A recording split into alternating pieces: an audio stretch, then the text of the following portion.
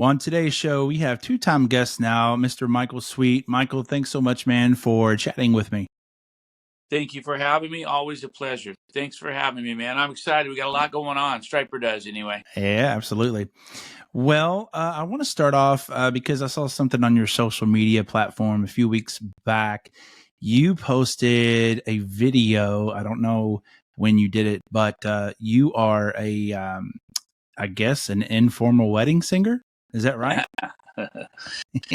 Yeah, on occasion I do weddings, only for friends, and Okay. if I have the time and if I feel led. And that was one of those times. I sang at a wedding. That was probably back in 2000, and it was a while back, maybe 2008, I think. Sure. And I went and sang at their wedding, and I was nervous as all get out. Probably more nervous than I've ever been. Mm, But yeah, it turned out good. They seemed to really be. It was a special moment for them. yeah. Well, I mean, I guess you could always call up Adam Sandler. I mean, he's the ultimate wedding singer. He is the ultimate wedding singer for sure. But maybe someday I'll be a full-time wedding singer. Who knows? There you go. There you go. Well, we are here to talk about Stryper's 12th studio album, and that is an amazing accomplishment. When We Were Kings will be out everywhere on September the 13th. Please, if you don't mind, tell our viewers and our listeners about this album. Well, I think if including our acoustic album, I think it's our 15th or 16th studio album. Okay. And that's including the covering and Second Coming, because those are officially, technically studio albums. But yeah, it's mind-boggling. I mean, we've been doing this since '84. We broke up from '92 to '03. So for 9 years, we didn't do anything. Had we stayed together, we might have released another 6, 7 albums, 8 albums, who knows? And it's really astonishing to see the catalog, the amount of music that the band has released over the years. We're very, very blessed to still be doing it and to be able to go out and tour, and people come to the shows. And, here we are 40 years in, and people are still interested in seeing what we're doing. And it's very humbling, to say the least, the very least. And we're just thrilled, man. We're so thrilled that we're still here on Earth, eating and drinking and breathing and performing music. It's incredible. So, what is the concept on When We Were Kings? I mean, really, there's no concept. It's us reminiscing about the glory days when we were kings. Yeah. And looking back, and guys, remember when we played arenas and sold them out and had platinum albums, and man, weren't those times incredible? And that's all it is. Just more about us sitting around having fun, reminiscing, looking back on those glory days when we were kings. Sure. I really like your song on the latest album, End of Days. Do you mind telling us about that song? That's the first single. We like to come out with a bang. Definitely nothing different this time around. We always like to start things off with a little bit of a wake-up call. Absolutely. And that's what that song is. It's a wake-up call. And I think not just musically, but maybe even more so lyrically, a wake-up call, for all of us. That if we don't think we're kind of looking at the end of days here in a good way, meaning eternity is to come. We're going somewhere else. Those of us that have faith and believe in the Word and believe in Christ, we're going somewhere else. So it's not a bad thing. And you look around, you watch the news, and you see what's going on around us, and anyone can see with eyes, anyone can hear with ears that these are turbulent times we're living in, more so than ever before, I think. Mm-hmm. Yep. Yeah, you were right about that. I was just talking to someone the other day. The world is in chaos right now, and my grandmother used to say it, but I truly believe that we are living in the end of the days. It's coming to a close, man. Yeah, well, me too. And what's really mind blowing is how, excuse me, 1 second, how the internet drives everything that we do. Mm-hmm. And what I mean by that is, one thing can be uh, out of style, and within a day, because of TikTok, it's in style. Sure. And that goes for clothing, and that goes for politics. It's mind-boggling. It blows my mind how, whatever we're told, we believe, and it's astonishing. I'm sure I'm not the only one shaking his head. I'm sure everyone's shaking their head, just thinking like, how does this happen? I don't know how it happens, Right. but the internet drives us, sadly, and technology has, in my opinion, completely destroyed us, and Mm-hmm. and we don't even know it yet. Yeah. Oh, Yeah. And I mean, now with the effects of AI, people can make anything. And I'll get these videos and they're like, can you believe that? I'm like, can you believe that that looks like the phoniest looking thing ever? Like, it's just because it's on the internet doesn't mean it's true, you know? I know, and I mean, even just the technology now. People are writing albums with AI, and Yeah. we just watched the new King Kong movie, newer King Kong movie, a few weeks back, and man, I didn't enjoy it at all because it was Mm-hmm. all computer animated. Bleh. Yeah. There was no life to it at all. That's my opinion again, but Sure. this is where we're going with everything. Right. Michael, with the way you guys write songs, obviously it's different from album to album, song to song. But for this album, When We Were Kings, what was the writing process behind this album? The same as it's always been. I was in the room right behind my phone and Sure. sitting there working every day. I wrote a song a day, and after 12 days, I had all the songs and sent them out to the guys. They learned them, and then a week later, we were out in Massachusetts rehearsing them. Wow, It was that's just a crazy. real. I always write albums like a few weeks before we're supposed to start on them, and I work well under pressure, and that's how I've been Sure. doing the past few albums. And this one, it was no different. And I'm real happy with how the songs turned out. Everything's got a real focus. Although every song is completely different, very eclectic album, it still has focus and somehow forms together and glues together and has a very nice flow. Mm-hmm. Your song "Love's Symphony" on that album, I really like the melody of that. Tell us about that one. Well, that's a love song, and it's perfect combination musically of classic and modern. It's got those classic elements, but it also has some modern elements. When it gets to the those sections are a little more modern, and I love doing that because I like a lot of modern music. Uh, Not all of it, but Yeah. definitely quite a bit of it.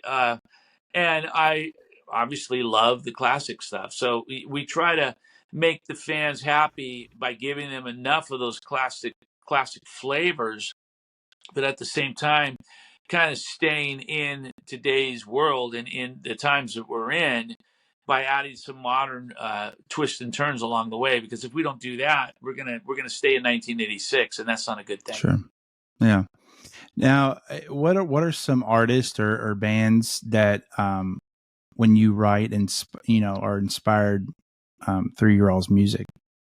What bands have you guys followed or You listened know to what? that? I don't listen to music Sure. to get inspiration. I hardly ever listen to hard rock or metal. And when I'm writing an album, I never listen to albums to Mm, say to bounce ideas off of or say, oh wow, I want to write something like that, or ever. And yeah. that goes from the very beginning to now.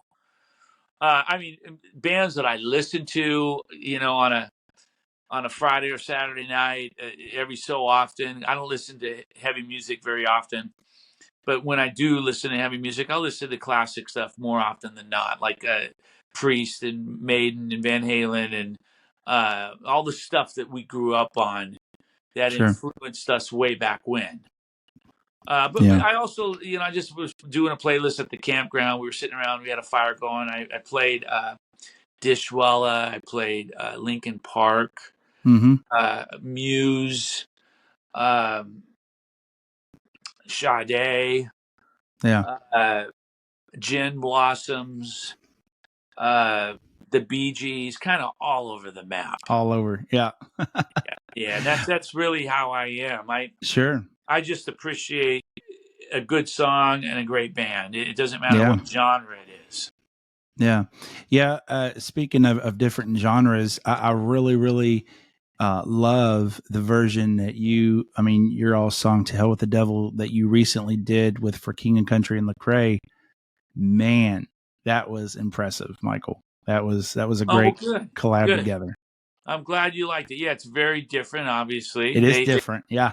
yeah, very different and very cool, man. And it's just an honor to have a band like that want to perform one of our songs, man. Really cool. Yeah. Yeah. And they've talked, and I know you know their story, but Joel and Luke, man, that you guys were like really, through your all's stage performance and touring, they were inspired by you guys, and that's what they do now on stage is inspired by you guys. And so I think that's pretty awesome as well. It's incredible. Yeah. Absolutely incredible. And I remember when we met them way back when their dad, David Smallbone, brought us to Australia for the first time. I remember meeting the kids, and we went to the zoo together and hung out, and it was just incredible. And to look back on those times and see them where they're at now is quite awesome. Yeah. Yeah. Well, I would like to play a little game with you, Michael, if you don't mind. It's we're going to go back on your all's history and music, starting from the very beginning, or one of the first albums. But I'm going to play a clip of your song, and you just tell me the title of the song, and you get extra bonus points if you can name the album as well. Sound good? All right. Well, here we go. Here. Reason for the Season. I knew it right from the intro. That was Yeah. a single that we recorded. And we also had another song called Winter Wonderland. We Mm-hmm. did that near the holidays, and then we wound up adding that to the Yellow and Black Attack and re-releasing that with those with the song Reason for the Season and My Love Will Always Show on it. Yeah, really cool. Nice. All right, well, here's the next one. Rock and roll. All right, man. What album is it from? That is from Soldiers Under Command. Okay, great. All right, let's do the next one here. Look what we can do. Believe. That was on Can't Stop the Rock. All right, here's the next one. You're on a roll, Michael. That is Four Leaf Clover.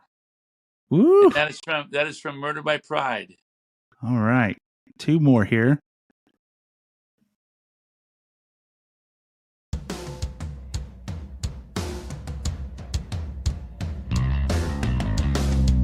Gotta hear that for a second. Sure. I know what it is.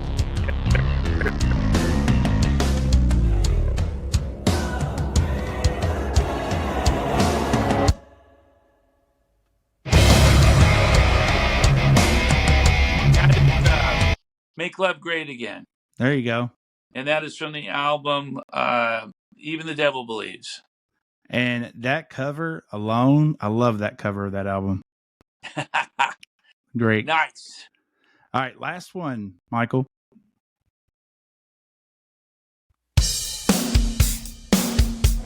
Grateful. Yeah. Grateful from when we were kings. Yes, getting ready to come out. So that's impressive, man. You were 6 for 6 on that one. So that's amazing. We did that with some artists, and they're like, "Oh Lord, I don't even remember." Wow. Yeah. Well, man, if I don't remember my own music, that's pretty sad. Do you ever have, like, when you're up on stage and you sing the older stuff, or you're like, do you ever forget the lyrics? Or oh yeah, yeah, yeah, that happens all the time. You space out, and you forget the lyrics, or sometimes there are certain songs I can't recall the lyrics to at all. Sure. I Pray, I have to have my iPad up there or phone every night for years, for 2 years, 3 years now, and I cannot remember the lyrics to the song. You just put out the microphone, have everybody sing it. It is the most bizarre thing ever. Yeah. I don't know why. I just can't. Well, Well, Michael, besides your all's new album coming out on the September the 13th, what else you guys got going on this year, and how can our viewers and listeners keep up with you all? Well, we have the tour starting in September. I think it's on the 11th. Okay. And rehearsals start right before that in Nashville. And we're going to be out for a long time, on and off, from September 11th all the way through to mid-November. Okay. So we got a lot of touring going on in support of the new album and just celebrating the past 40-year anniversary. And we're working on a documentary still. Sure. That's coming along. That's incredible. Can't wait for everyone to see that. That won't come out until probably, I'm going to say, early 26. Okay. We were pushing for 25, but I don't know if that's going to happen. Sure. But we've got tons of footage and interviews, and oh man, it's going to be fantastic and Nice. It's exciting. Yeah. Will that be a theatrical release or? Well, yeah. Oh my gosh, I certainly hope so. Yeah, absolutely. And we're going after one of the like Hulu or Netflix or something like that. Mm-hmm. We're talking to them, and we're going to try to blow it up and make it really get the shot that it deserves. It's incredible. And then we've got plans. I've got another project coming out, Iconic. I've got an inspirational album coming out next year. I'm going to wrap up another album, kind of a solo hard rock metal album with CJ Grimark of Narnia. There's a lot of stuff going on, man. Really, it's awesome. What about I know you all have done a few in the past years, but releasing just a Christmas single, man, like redoing a classic or something, that would be amazing. Yeah, we talk about it all the time. It just for whatever reason never seems to happen. Yeah, but we got to make it happen, and we'd love to do a Christmas album, a full-blown Christmas album. That would be amazing. Yeah, it would be, and man, hopefully we can make that happen. Yeah, I listened to August Burns Red, their Christmas stuff, and I'm like, man, Stryper could just nail this easily. I mean, phenomenal. It would be absolutely phenomenal, no question about it. Yeah. Well, Michael, to wrap up, I'd like to see if you'd be willing to share something that God's been doing in your life recently that would help build our viewers and our listeners' faith. Oh man, God's always doing something in my life, and I tend to be one of those guys that doubts a lot. And I've never been able to shake that. We're not supposed to doubt. We're supposed to just believe and have faith and trust God that He'll see us through on everything. But when you're going through the storm and the lightning striking 2 inches from you, it's hard to do.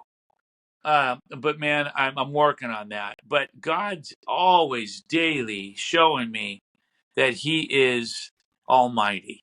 He can do whatever you want. There's no task that's large, too large for God.